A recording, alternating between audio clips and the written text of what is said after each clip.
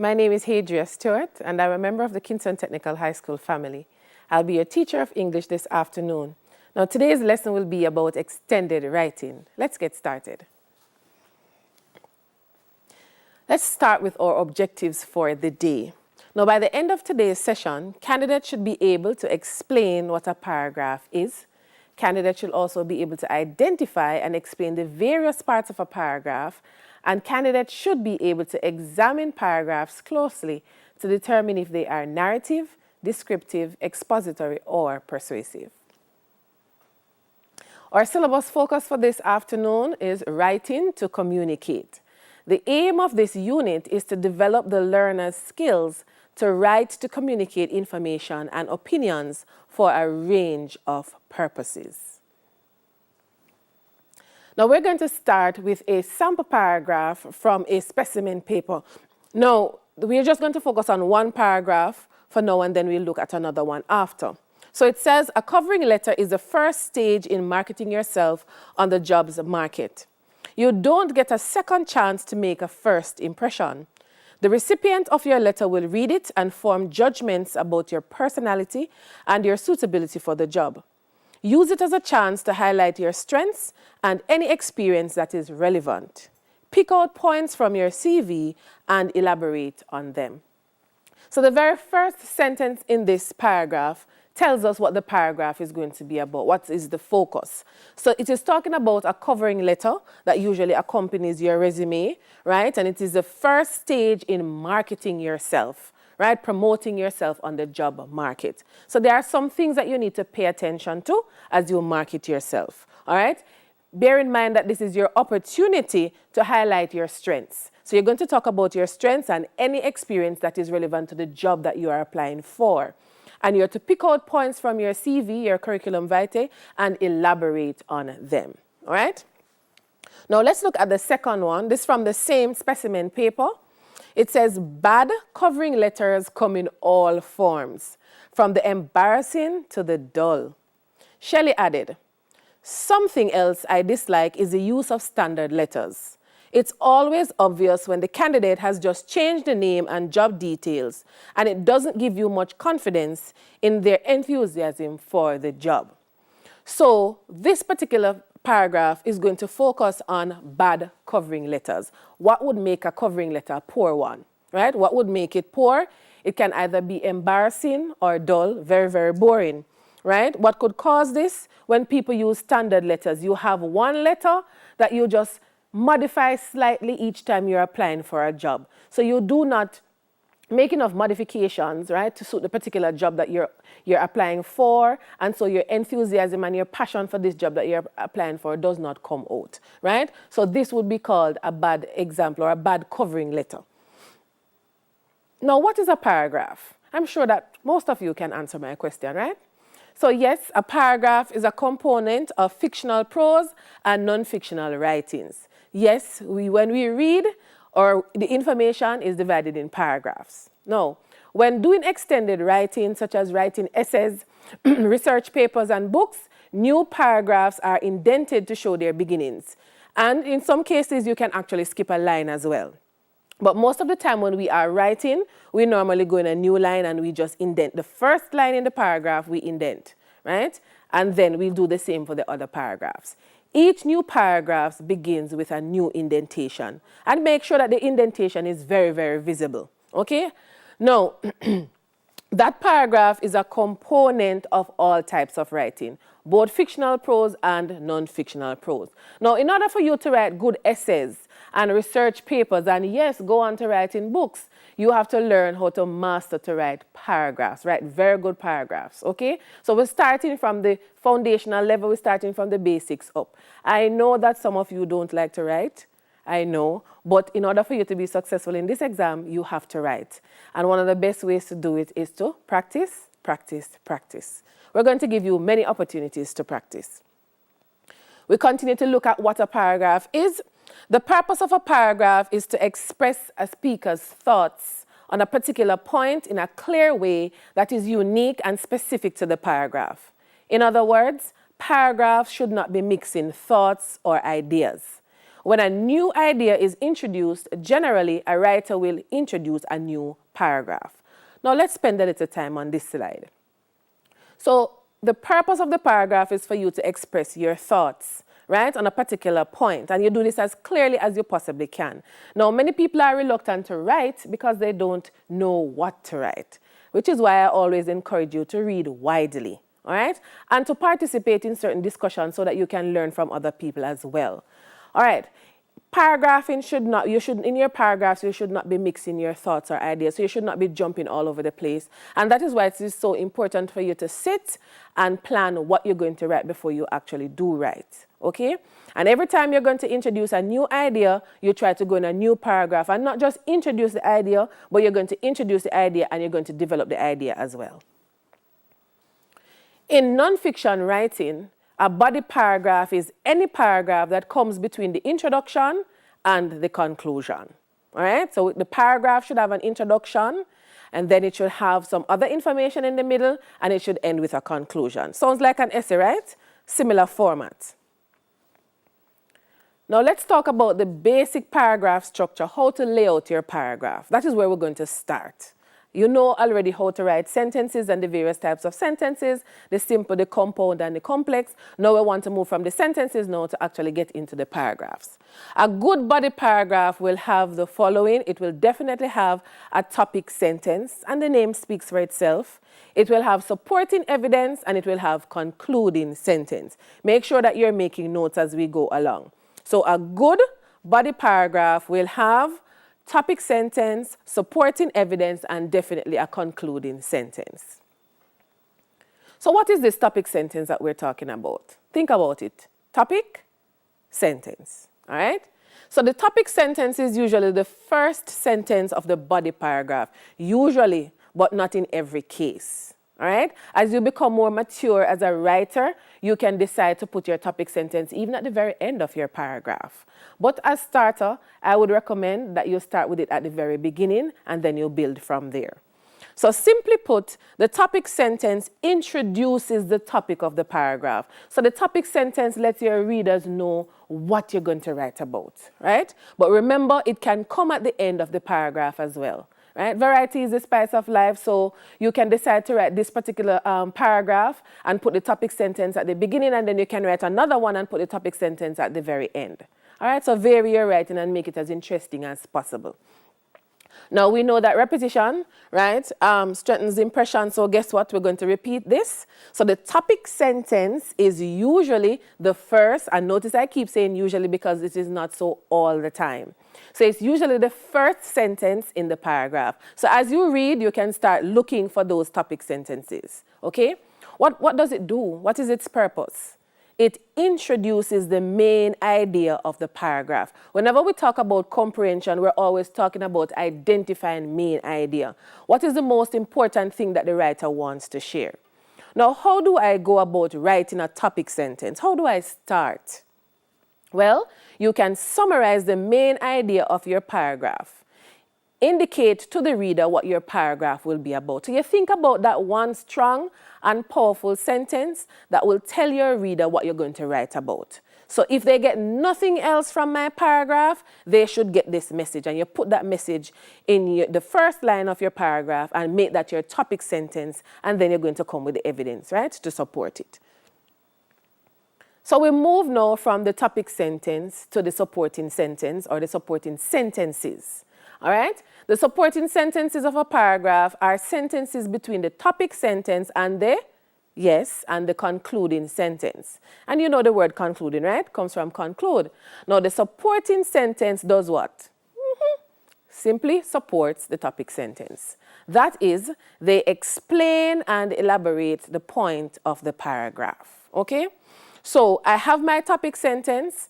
I need to provide some evidence. I need to give some support. So I need some details. I need some examples. I need some illustrations. What do the supporting sentences do? They give details to develop and support the main idea of the paragraph. So you're going to start with the main idea of the paragraph. What is the most important thing that you want to say? And then where is your evidence?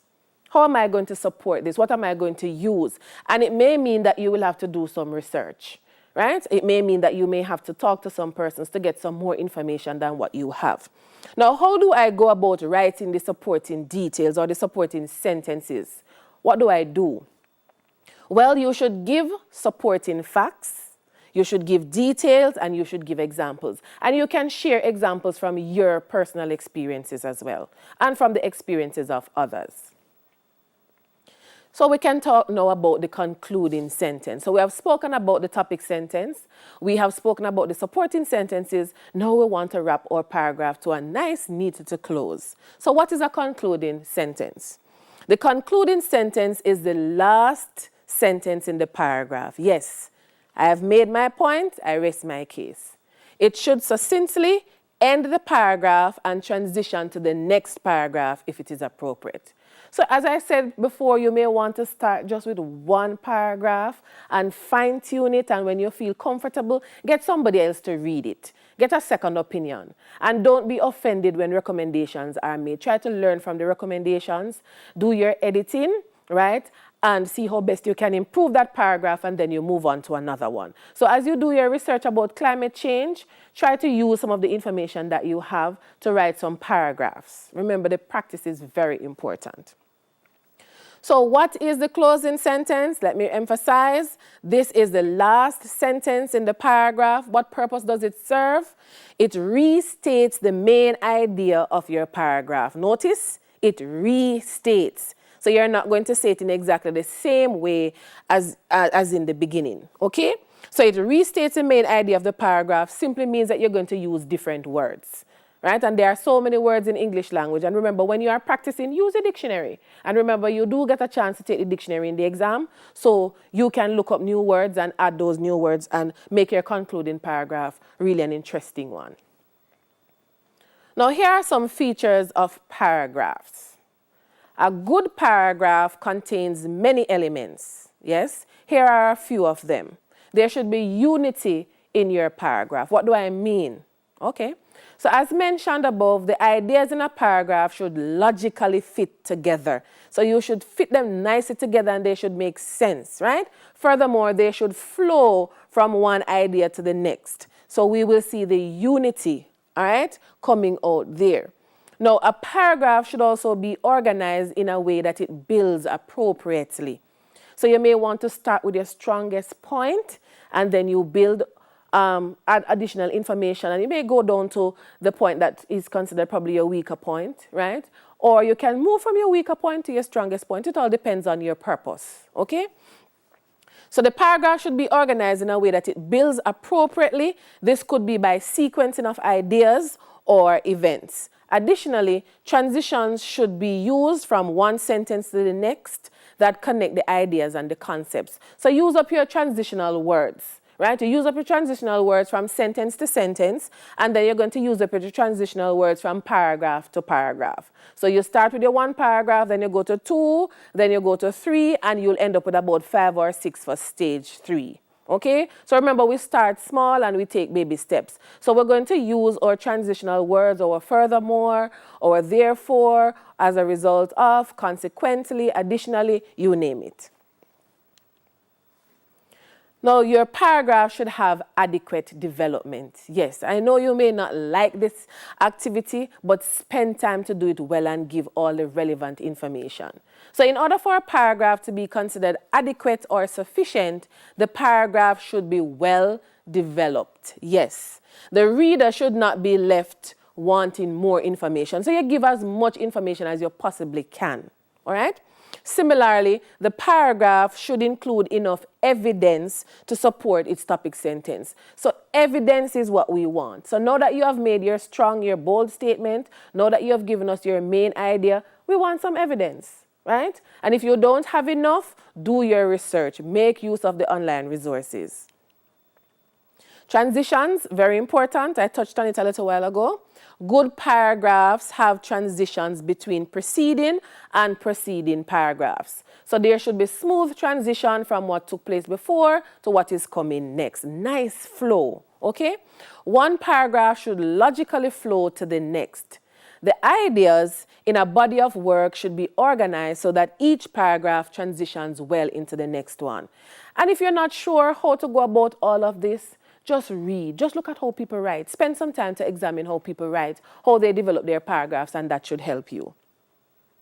Additionally, verbal transitions within and between paragraphs should help the reader move seamlessly through the piece of writing. So you want to make sure that whatever you write, your readers can seamlessly go through it and they can easily understand what you are trying to say.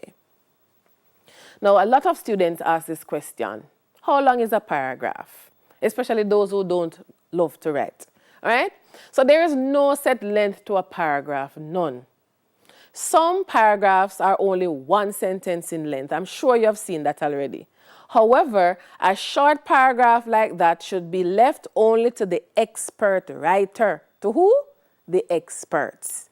Or a specific style of writing, if you're writing for a particular purpose, right? You wouldn't find a single sentence paragraph in a research paper or an academic journal. You would not. Okay, so don't practice the one-line paragraphs. We want evidence, we want development. Now, here are some important tips. A general rule of thumb is to begin with a topic sentence, yes. Develop that topic well. How am I going to do that? I'm going to use evidence, I'm going to use examples, and I'm going to use illustrations, okay? And then I'm going to conclude the paragraph appropriately. My final statement on the matter. Very, very important. Now, here are some topic sentences on climate change. Remember, that is our theme for the 2021 exam. And I know that you have been doing your research. All right, so we could talk about these, and you could develop all of these, right? You can use these to write your paragraphs, and you can share them with me. Remember the email address, hadriaig@gmail.com, all right? So the earth is getting warmer and humanity is to be blamed. Expand that. Or glaciers are melting at a very fast rate. Don't know what glaciers are? Go and do your research. Or you could use this one. The hurricane season is a very active one. How much information do you have on that? Not much? Go and do your research. And the last one here, farmers are complaining that drought conditions are affecting their crops. So you can choose any of these, and I would really like you to develop all of them. You can start with the one that you think you know the most about and then move from there. So let's look at a sample paragraph. Now, there are 3 reasons why Canada is one of the best countries in the world. So that's our topic sentence. So we can listen out for the 3 reasons now that the writer has to give. First, Canada has an excellent healthcare system. How do we know? All Canadians have access to medical services at a reasonable price. Second, Canada has a high standard of education. Students are taught by well-trained teachers and are encouraged to continue studying at university. Finally, Canada's cities are clean and efficiently managed. Canadian citizens have many parks and lots of space for people to live. As a result, Canada is a desirable place to live. So that very last sentence there is our concluding sentence. So the writer starts off with his main point, and then the writer gives us those 3 reasons and develops those 3 reasons and then concludes the statement. So we have a very good example of a well-developed paragraph. So here is the topic sentence again. There are 3 reasons why Canada is one of the best countries in the world. So as I hear that, I'm going to be looking out for the 3 reasons. All right? And we were given the 3 reasons in the example. Now, there are different types of paragraphs, and I'm sure you're familiar with all of these. So we have the narrative paragraphs, that is where you tell your story, your fiction, right? Then we have the descriptive paragraph, the expository paragraph, and the persuasive writing. Now, most of what City and Guilds will require you to do will be the expository type. All right, so spend more time on that. But at the stage 3 level, I've also seen narratives. So you also have to practice to write stories. So the narrative paragraph tells a story, yes, tells a story about an event, adventure, scene, or happening. So you can start practicing now to write a very good story about climate change and how it affects a few people, or you may want to zoom in on one particular character. So start practicing that. You could also go ahead and do a descriptive essay or just a descriptive paragraph on climate change. So the descriptive paragraph describes specific sensory details about a person, place, or thing. So the sensory details appeal to our different senses, okay? The expository paragraph now simply gives information, explains directions, or shows how something happens. And the persuasive paragraph tries to convince the reader of the author's point of view. So I have expressed my opinion as my topic sentence, and I'm going to develop that paragraph by giving you some evidence, right, or some information to support my topic sentence. So these are the different types of paragraphs.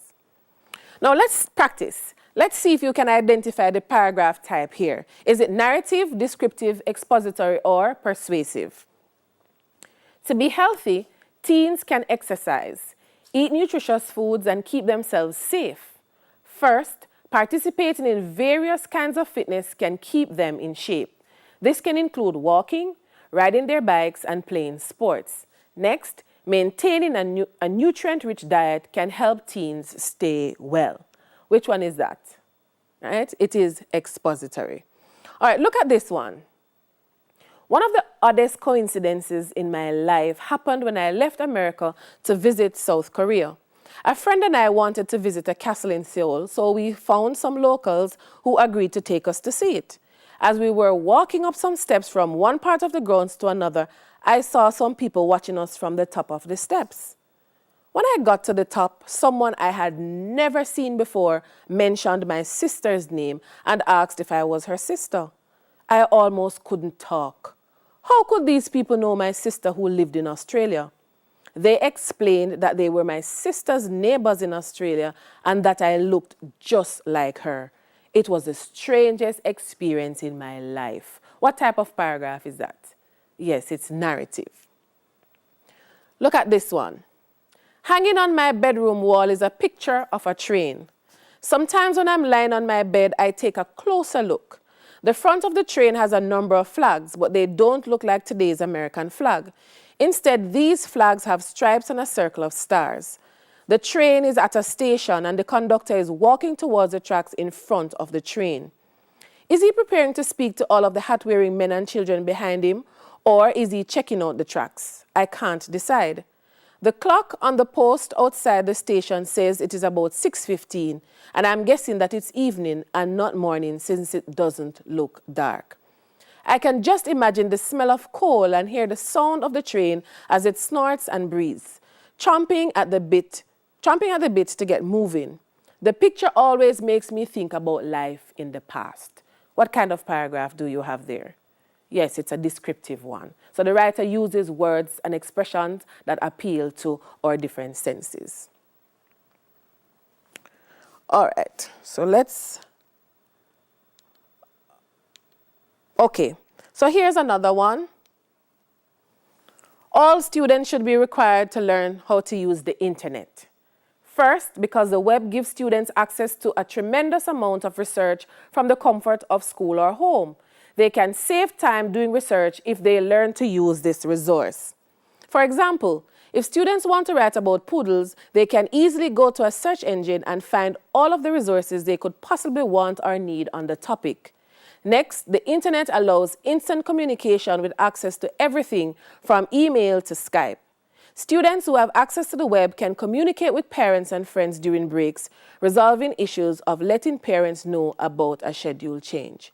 Finally, learning to use the internet will help students compete in the highly competitive and technologically savvy world. Many jobs today require employees to use the internet, and if students don't know how to do this, they will be stuck in the lower paying jobs. What type of paragraph is that? Yes, it's a persuasive one, all right? So clearly the internet is a necessity in today's world, so all students should learn to use it is our topic sentence. All right, now let's look at this one quickly. Farmers are, and this is related to our theme, farmers are complaining that drought conditions are affecting their crops. The long periods of drought have been a source of heartache and distress for farmers whose crops are dying or have failed to reach full maturity due to the absence of the well-needed resource, water.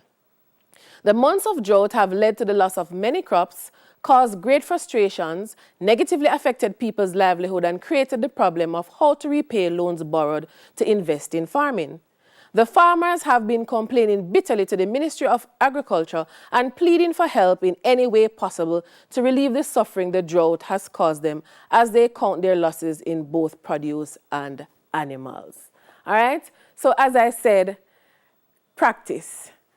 Use all the information that you have to practice and to prepare well for your upcoming exam.